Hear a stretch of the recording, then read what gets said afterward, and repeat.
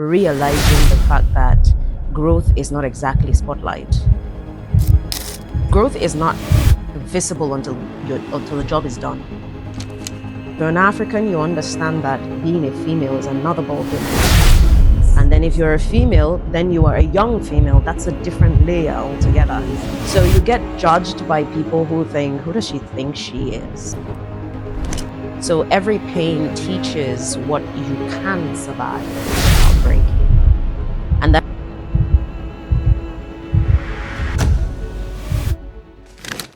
growth sounds beautiful until you're the one being stretched, until you're the one losing people you love, letting go of who you used to be, and questioning everything you once believed. This episode isn't about success, the before or after.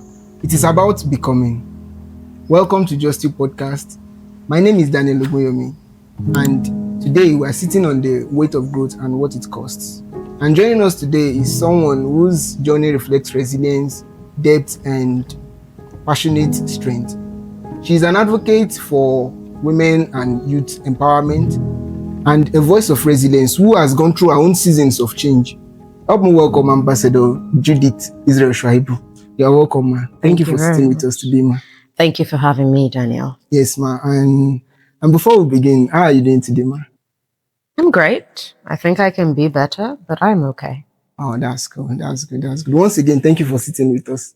I want to take it very light. So, let's go back a little. So, if you think, when you think about where you were 10 years ago, what do you think has changed the most about you? A lot of things have changed about me, but if you say what has changed the most, there are different dimensions of both my personality, my mind, my perspective about life that has tremendously changed at about equal proportion, I would say. Mm. So I definitely believe that if I have to qualify one thing that has changed the most, it would have to be my mind, the way I see the world. Stepping stones for me to how I want to move. They've served as lessons. They've served as the defining moments of the threshold and capacity that I actually have within. And it has defined my essence in many ways. Wow. That's very powerful, ma. It's what I understood you explained just now. Like you have the tendency of wanting to produce solutions in every situation you are in. Like any problem you encounter and stuff like that. I do. Oh, that's a very powerful. Growing up as a child, that used to be it. I think I was sharing with one of your crew members, and I was telling him one time that I used to have a hobby, and it was weird. And that hobby is, they say, what do you like? And people are saying singing, acting, you know, as a child. And I would always say that solving people's problems. I literally like to solve things, make them go away. Oh, that's a very nice hobby. Yeah, I had it. It's weird. I have not met another person who had that hobby, but it has been my hobby since I was a little girl, and it still is till today. I derive pleasure in absolutely making certain things go and I could see that with the changes you are effecting on the world. Thank you very much, ma. Yeah. And ma, do you think you could have grown without the pain of growth that you passed through? Do you think you could have grown without them? Absolutely not. Absolutely not. You only appreciate light when there's darkness, you see. If you've never seen darkness, you probably not appreciate light. Yeah. And the only reason you would appreciate darkness is vice versa. Yes. There is no growth without pain. There is no realizing definitively what you're capable of. When I speak amongst my circle of friends when we were much younger, we used to joke about something that is profound. I find to be true, even at the level where I operate now. And that is, we usually would say that, you see, you should never judge a person by something you've never been through. When you've been through it and you have survived, then you can know what you can or cannot do. Because we grew up in a culture, especially if you're Nigerian, where there are certain things you must not do. For instance, if they see a child who is, who has anger outbursts, they'll say, they didn't raise him well. Yeah. No, but it may be trauma, though. It may be something that is triggering this. People have gone through a lot of things in quiet spaces that nobody has ever learned or known about, and it triggers the outburst and things like that. maybe it's an escape route for them. But because you do not understand the process pain that they've birthed passed the through. reaction you're experiencing, you judge people based off of what you do not know.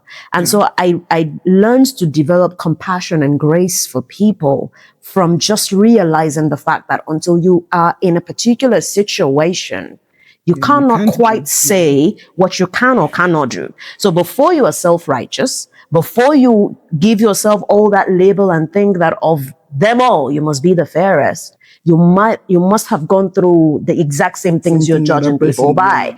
And it applies to pain. If you do not experience certain things, first of all, your perspective of life will be shallow and definitely not accurate. And until you understand pain, you will not appreciate the good side of life. Until you experience pain and hurt, you will not be able to understand your depth. You will not be able to develop certain survival skill of life like resilience. You can only develop those aspects and components of what you need to be ultimately who you are supposed to be if you've experienced pain, you've evolved, you've overcome, and you've come out on the other side of it. So there is no growth, there's no becoming anything without pain. Yeah, just like good needs to go through fire before it's absolutely. Absolutely. The diamonds will tell you the same story too. They have to go through the process. That's true. And at what point did you realize that you've changed, like this that something shifted, and at this point there was no going back to who you were before? At what point did that realization come in? At the point when people's projections and interpretations no longer meant anything. Wow. Yes.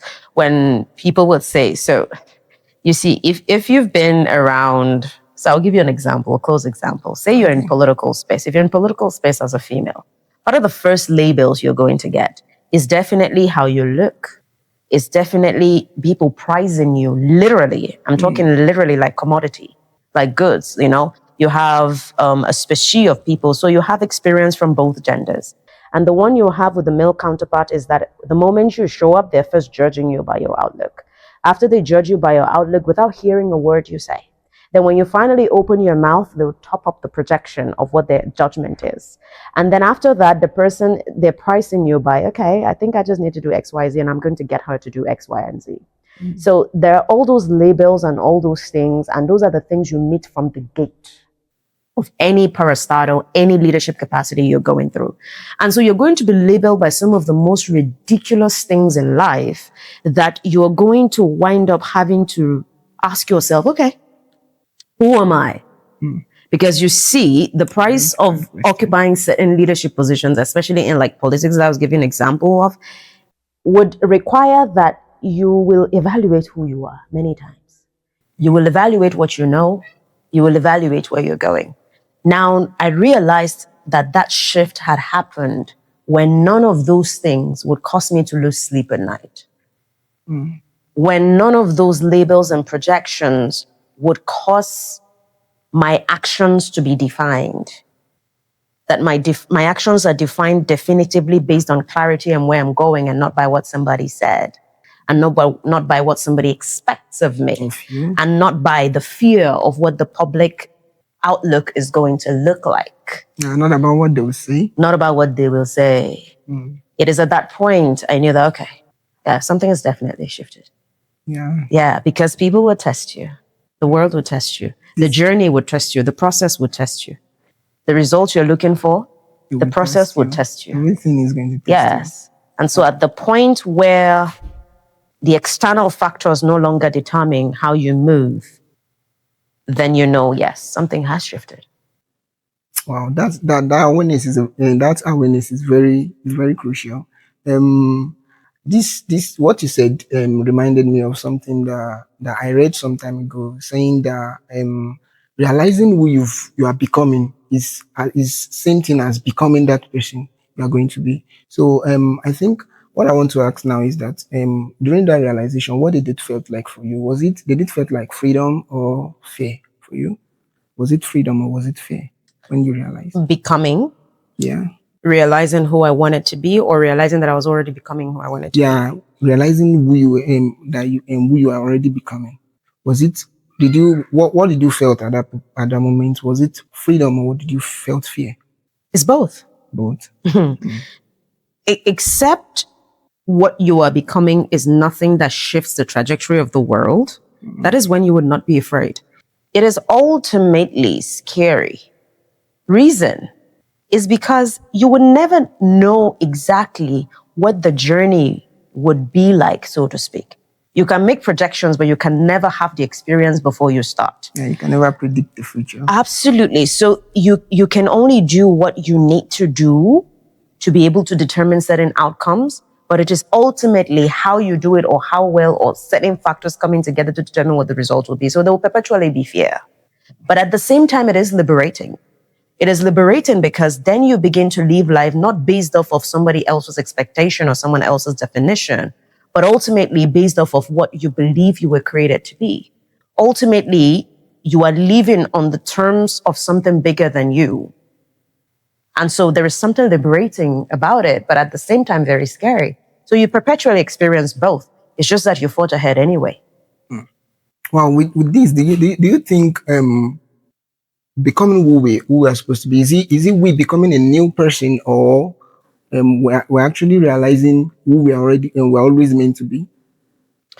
So it is, depending on time and season, it's a bit of both, right? Okay. I believe that the first process is realizing, oh, I'm meant to probably be more. The picture always never comes complete. It forms along the journey. The important thing is that you're moving. And so that is why the first phase of it will be realizing, oh, there is capacity for more. There is capacity for this. There is capacity for that. But then it becomes more than that, right? That who you become ultimately will be a different person than you are right now. It must be. Yeah, The price of growth in the first place is that you are ultimately different from who you are. The price of becoming is the process of growth. Yeah. And that process of growth would demand that things change. Sometimes it would demand that your relationships change. It would demand you work out on certain relationships. It would demand that you embrace certain relationships. It would demand that you work out of certain situations. It would demand that you change certain environments. It would demand a lot of things. So you cannot be the same person on the other end of becoming. It's not possible. You can't be the same person. So meaning that on the journey of growth, there were points where you had to lose someone or something that you never thought you were going to lose. Absolutely. 100%. You're going to lose people. You're going to lose things. You're going to lose parts of yourself. It's inevitable. You will do that. But if you do it correctly, you will not be losing the parts of yourself that you need. You'd be losing the parts of yourself you don't need, but it's heavily dependent on if you do it correctly. Wow. So on the other part of becoming, surely you will lose people, you will lose things, you will lose parts of yourself for sure. Wow. So with what you said, meaning that we have to be conscious of what we lose during the process of growth. I wouldn't be more conscious about what I lose as I would be conscious about who I'm becoming. If you pay too much attention on what you lose, you would ultimately attract the wrong results because you would dwell in a perpetual circle of reminiscing over something that is not important in the grand scheme of what's going on and where you're going. If you keep reminiscing on the relationship you lost, you wouldn't forge ahead and build a new one. So that is why I wouldn't pay more attention on what I lost, but pay more attention on who I am right now, what's working, what I need, and where I'm going. That's ultimately what needs your attention because that's what you need to attract the things that should be able to bring together all the factors that should align in your favor. So you don't want to pay attention to what you do not need. You want to pay attention to where you're going, what you need, and what you're doing right now and where you're headed. Absolutely. So what you meant is that actually for you to actually grow, meaning that you have to lose some versions of love on the way. It depends on what you define as versions of love. So for instance, there are multiple dimensions of what you can. So when I do say that you would lose certain relationships or certain people, it's multidimensional. Sometimes what you will lose is the complete human. It could be romantic. It could be otherwise. It could be platonic. It could be otherwise. Yes, it could be family. There are certain family members who are not relevant in certain circles of your growth. Sorry, it's brutal truth. I'm sorry, but it's true. There are people who perpetually trigger the side of you that you do not need in a particular season and time. And there are people who are perpetually comfortable with who you used to be as opposed to who you need to be. Yeah. And so if you continue to linger around because these people are family. Now, of course, when it's a family situation, it's not that you're discarding them. It's just that you're limiting how much access there is. It's just that you are limiting what parts of you you're releasing. So if I know that if I come over for a Christmas holiday, all you're going to do is perpetually trigger the trauma that I had to fight over the years, is either I skip it altogether or I will show up at such a critical time when I don't have to spend a month. I could do 2 weeks instead. Yeah. Right? Yes. And I can spend more time with the people that trigger that help the part of me, the healthy part of me that flourishes, as opposed to you. I will still smile. I will still love on you. I'll still show up for you if I must. I just don't need to spend as much time with you as you would want me to. Yeah. And that would be with no apology to how you feel. I'm sorry.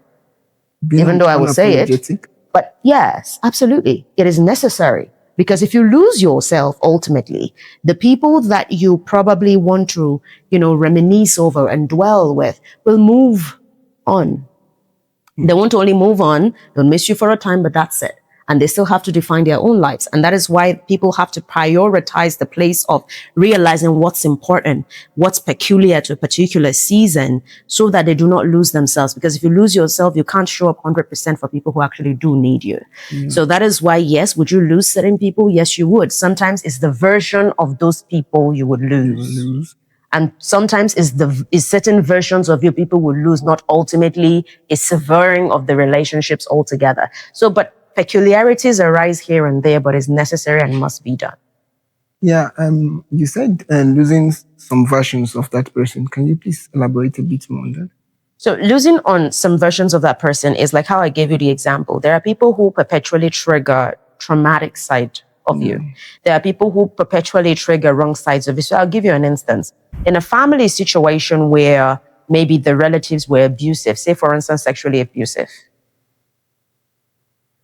Now you're an adult, you definitely don't want to be spending private time with that person. As much as you can't just eject them from the family, you're not supposed to be in private proximity with that person. Some people have got to be there. You know that, yes, looking at them, you probably have a lot of love and graciousness in your heart, but you know that there are boundaries. You know that person should not be coming around your kids. You have to establish that boundary. You know that person doesn't have to come to your house. Yeah. Do you understand what I'm saying? So there are versions of people that you would need to not entertain anymore. And then sometimes it is the people altogether that, I'm sorry. So boundaries has to be raised for some certain types of people. Boundaries have to be raised with everybody. Wow. The way I think the world works and what results are possible at what time, phase, and season of life. So I believe that has changed the most, for sure. Wow, that's something great that has changed, and wow, I'm wowed. And what did you think triggered that shift, man? Was it something you chased, or did life just push you into it? Well, I wouldn't say life just pushed me into it, even though, of course, I wouldn't blame life. But when you are an African, you learn very quickly from a very young age that there is something innate within you that desires for more ultimately. As an African, you grew up knowing that maybe I can do more. Maybe there's just more to this. Maybe there's more to the story. Maybe what can I do? You see, the average African has that innate inside. And that for me was my starting point.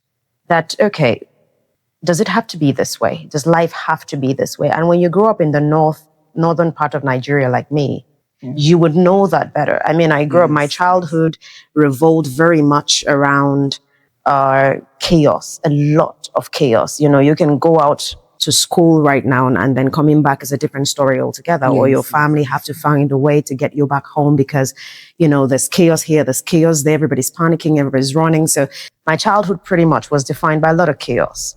And so I grew up wondering, okay, does it have to be like this? Because what I see in the movies is very different. What I see in this other person is different. When I meet a counterpart from South is different. So what makes it different? So those questions within me, like an average African, has made me have to ultimately sit down and reflect on, okay, so what can I do with these hands? What can I do with my mind? What can I do with the way I'm made? I mean, I grew up hearing comments as well. People will say, why do you talk like that? You are from the North. Why do you talk like that? Why is your accent like that? Even my family members will say, why is your voice like that? Now, those questions at the time were probably a way to signify that you're different. But for me, it triggered curiosity within me. Okay, so why really anyway? And the quest to find that out served as the basic template for how I chose to move and how I chose to navigate and what questions I wanted answered and what circles I wanted to be a part of. And so that's for me is what has triggered, what has come to define the shift in how my life became. But then there was something else that topped it for me, which is the fact that I became uncomfortable with my environment. I became uncomfortable with the stories I hear, whether it's politically, economically, and otherwise. You see, if you grow up not having everything maybe certain people have, you probably start to wonder, how do I get those things too? Not out of discontent, but out of, well, possibilities that you see. And so for me, it became ultimately a quest for how do I make things better? And when if you are also part of my generation, you would probably realize, I mean, if you're a millennial, potentially a Gen Z, more a millennial, you probably know that they raise stories and they would always tell you that you are the future. Everybody doesn't like the present.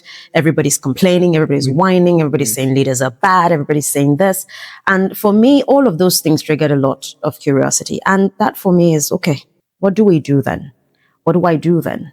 So that is ultimately what triggered shifts in how I move in life. Wow, that question of what can I contribute to life and everything. Wow, that was a very powerful question. That was a very powerful question, man. We all know a lot of people. Everybody loves the story of transformation, the success, and everything, but they don't talk about the part that hurts. So, when you look back to your life, what season do you think what season in your life do you think broke you but also built you to who you are now?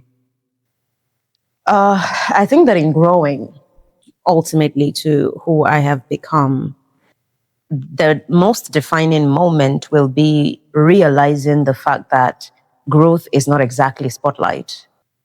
That growth is not exactly the applause, but that growth is the challenge and the weight of responsibility that comes with being different, that comes with accepting a new normal. Maybe not even, never ever a normal really, because the weight of growth comes with how really understanding the depth of what it would take in every moment. And so sometimes there's never a constant. And so defining moments for me would really be accepting the fact that you will be misconstrued, misunderstood. There will be expectations projected on you.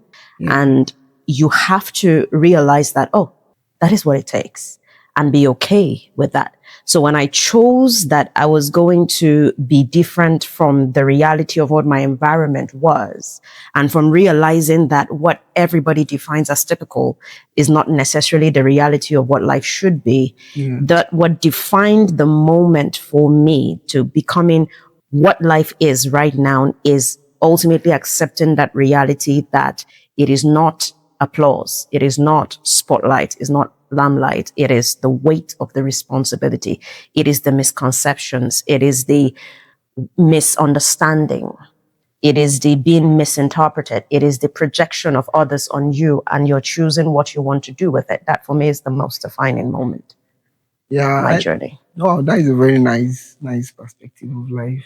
And you mentioned something about the misinterpretation of growth and about people misinterpreting your growth. What part of your growth do you think people misinterpret the most? Well, so misinterpretation from people comes in multiple folds. One would be people misunderstanding the process, not exactly the growth, because growth is not visible until the job is done. Yes. Growth really would happen behind the scene without anybody really seeing per se. There will be very few people, maybe intimate, who may witness some aspects of your growth. But growth in its entirety would not be done. People don't exactly see the process. However, they would judge the outcome, and then they would project the expectation. So I said it's manifold because the part that is most misinterpreted is, first of all, just by being me. Okay, so if you're an African, you understand that being a female is another ballgame altogether. Yes, And then if you're a female, then you are a young female. That's a different layer altogether. Yes. So you get judged by people who think, who does she think she is? You get judged by an older generation. You get judged by your counterparts. You get misinterpreted by those who even aspire to be like you. Because you see, now from the aspects of those who are the generation before you, they're like, how does she think that she can just wake up yesterday and think she is something, you know? Yes. And so they are just really riled up by your mere existence. And then there are those who would be angry simply for the fact that they even think you're pretty in the first place, you know? So there are multiple layers of how that works. Then your counterparts will think, what do you think you know that we don't? What do you have that we don't? Well, it's maybe what somebody does behind closed doors. It's about mindset, that defines actually. The mindset is there. Yes, that ultimately really defines what the difference will be or what the results will be. And then you have the misinterpretation and projections by those who also aspire to be like you, because they don't understand that there is a price you have to pay. And that price you have to pay, you either pay it intentionally and willingly, or life will make you pay it by force anyway. Regardless, growth will cost you anyway. So those projections and misconceptions really come up in multiple layers and multiple folds. And those are the things that I find. Of course, there would be other stereotypical things that come up in terms of the projection of others or in terms of misinterpretation. You know, I mean, so much as how you speak can be misinterpreted if you're in Nigeria. You know, it's a whole thing. And then the entitlement mentality that people also have. People feel they're entitled to an opinion. People feel they're entitled, they should be privileged to your life. They should have access to certain dimensions that should be off bounds. And that is why if you are ultimately, especially in African growing, you need to understand the place of boundaries. But that's a whole other conversation. Wow.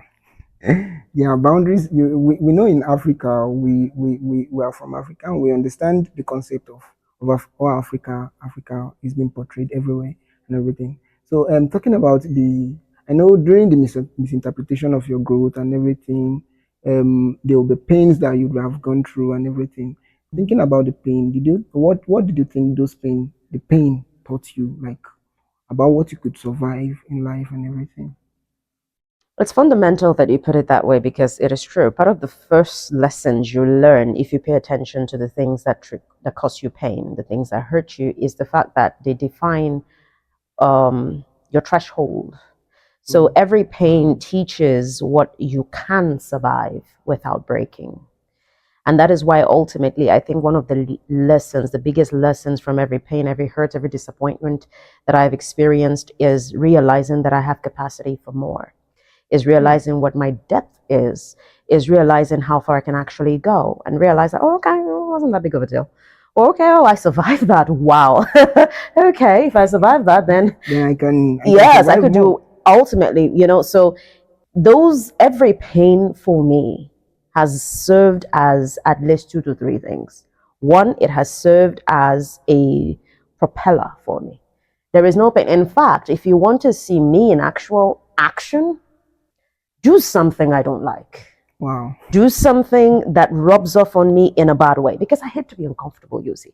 When we started, I told you that one of the things that triggered the shift in my mindset was the fact that I grew uncomfortable with my reality, right? And so it's the same thing that happens for me with everything I've been through. The pains I've been through have only served as stepping stones, and not in the cliche way. Because, you know, sometimes because a lot of people listen to motivational speaking and quotes, they don't understand the reality of certain contexts of things. For me, when something hurts so much, because I hate discomfort, I would ultimately make sure that goes away. That goes away. Yeah, I just want to be back to breathing. So can we use that and make sure that goes away? Finding solutions to cover those. Yes, and I am propelled to make sure that the solutions are lasting solutions. So that means I'm not suppressing. You're not covering. You actually want to deal with it. Because if you don't deal with it, it would come back. It would circle back in other layers and other forms, or in the same exact form. So I'm compelled to put in the actual work to make sure that whatever was the source of that pain is dealt with radically and in totality, so I don't have to go through that again, because I hate discomfort. So yes, for me, pain and hurt, they've served as propellers. They've served as everybody. As a human being, your flourishing and functioning to full capacity is heavily dependent on your having boundaries. Even in your romantic relationship, you must have boundaries. In the workplace, you must have boundaries. There are things that, and it doesn't mean cliche. So boundaries has a lot of definitions, and I have to take a whole conversation to dive into that. But let me do the best I can. Okay. Boundaries look like you being able to establish, this is who I am, this is where I'm at, this is where I'm headed, this is what I need, this is what I do not need, and stand by that. People will perpetually try to cross that, but you don't have to entertain that. Boundaries for me in political space looks like I'm not going to meet up with you at a particular hotel that is not a general meeting or very important where there's eyes. I'm not about to spend some time with you in a room where you can take pictures and post it online and ruin my life. Yeah. You understand that? That's boundary. Yes. So as much as my field of work requires that I have to have these meetings at certain locations that people would deem, can interpret, can misinterpret, I have to be able to put certain boundaries in place. I'm not going to go to a certain place with you alone. I'm not going to go and do certain things with you. Boundaries looks like I'm not about to say yes to your proposal, even if you make it 5 years. Because I know that on the other side of it is that you're married, you've got kids, we're not about to build a life together. There is no point in me wasting time with you. That is what boundary will look like for me, right? Boundaries look like I'm not going to tolerate insubordination from my subordinates. It doesn't matter if they feel that, whatever they feel about it, whether they think, well, she's just, because Nigerians have a tendency to be that. Boundaries look like my family will ask me for certain things, but I will make a budget on what I need to do per time, and I'm going to do my best to allocate certain resources to helping X, Y, and Z, but I will not make my house starve because I'm trying to take care of your own family. That is boundary. So boundary looks like that in several ways. Boundary doesn't just mean, hey, don't talk to me, don't come close to me, leave me alone. No. There are people who should not talk to you, should not come close to you, by the way. I would have loved us to sit more on this boundary stuff and extra, but I don't want to go off topic and everything. But maybe some other time if we have years. Sure, absolutely. So you've actually shared a lot of stories about your growth, the tough parts, the funny ones, the unexpected lessons, and everything. So if let's say you are telling someone about your story now, your growth story, the times that shifted, the strength parts and everything. What would the story be called? Like, what would you name that story you're telling the person? So let me be sure that I understand the question correctly. Yes, ma'am. So the story being the parts what would you name the chapter that you are now? The chapter that I am now. Yeah. Very deep question. Yeah, it is a good question because then it forces my mind to try to wrap the entirety of my life in a particular sentence, which is very difficult to do. Yeah. The reason it's difficult to do is because one of the things that I've realized in my journey is the fact that you cannot often put your life as one dimension. Different truths exist at the same time. Wow. So if I would label the season of my life, I think I would borrow a particular sentence. There's a woman called Sarah Jakes Roberts who wrote a book. Yeah. And she named it Power Move. And so I think that if I would label the season of my life, it would be Power Moves. But power moves not in the context of, I'm making bold things, I'm conquering territories, and so I'm powerful, no. Yeah, I know. Power moves as per there are transient dimensional parts of my life and they all coexist on the same pedestal. And I'm giving each of them the best of my ability and they're functioning at the level that I require for them to function. I'm learning my lessons and I'm tying them all together at the same time. Because I tell you what. I'm in political space. I have a movement that is working, multidimensional movement. Okay. And then I'm a mother. Yeah. I have my own family. So there are a lot of things that are working for me in this time and season, and they're all being projected towards a particular thing. And I'm in that season where I'm already putting the pieces that's forging my legacy already. And there's a reason for that, which I won't get into. Okay. But there is a reason for that, where there will come a time in your life when you must intentionally and deliberately forge what legacy should look like. So you don't wait until you have run out of strength to start to think, oh, what should now my legacy be like, after you've wound down and it's the night of your life. Yes. So there are reasons for that. So I'm having all of this, and each of them is a power move in itself. And they're all coexisting as my truth, as my journey at the same time. And all of this is going on concurrently with me mentoring other people. In fact, recently, I told my assistant, and I said, I can't mentor any more persons at this point. It's not possible. At least not one-on-one. They just have to get into a system. So we've had to now establish the formidable tribe. We've launched the female side of it, which is a formidable female, where we're building systems that can help mentor people, coach people, walk people through seasons, anchor people down in their becoming phases and seasons. So I've had to do that because now there's a necessity. I'm one human being. And so yes, if I'm going to label it looks like, it's power moves, power in multiple dimensions, moving around, and circulating. coexisting together. Absolutely. Oh, I love the way you shaped that chapter from where you've been, what you're becoming, and where you've been right now. And each chapter, each chapter comes with their own lessons and everything. And you mentioned something about being a mother during in your growth process. So if I'm not intruding, can I ask what has being a mother like? Being a mother, how has it affected your journey positively or negatively and everything like that?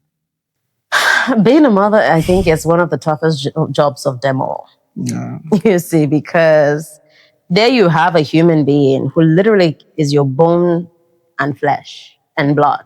Yeah. Okay, so it's just like an extension of yourself walking around. Yeah. Okay. Like an image of you. Yeah, walking around. And you're like, okay. And you have absolute sole responsibility over this person. So you see, for instance, with like mentorship and coaching and things like that, I can build systems that can help people without necessarily having to do it myself. I just need to be able to raise people who can do that. Right? Yeah. You don't do that with parenting. You can't delegate parenting. So that means that of all the areas of your life that's working at the same time, this one, you don't delegate. Yeah, it must work out. There are parts of it you have to be intentional about, and emphasis on parts of it you have to be intentional about everything, but there are parts of it you show up for in person. So now that is the most tasking of it all. In my journey, in my growth, it tests you, it tries you. There are good days, there are overwhelming days. But ultimately, it is very fulfilling. It is like the hallmark of being able to test if you're doing anything in the world at all. Because you see, when something flows from your veins, yes, and transforms into a human being, and your emotions, the ultimate part of everything about you, is invested in that dynamic relationship. And so it would test everything you're trying to put out in the world. It would test everything you're trying to give birth to. It would test, because that is where it starts. Yeah, that is where it starts. Because having children would make sure that your patience, your perseverance, your creativity, everything gets tested, tried, and sharpened.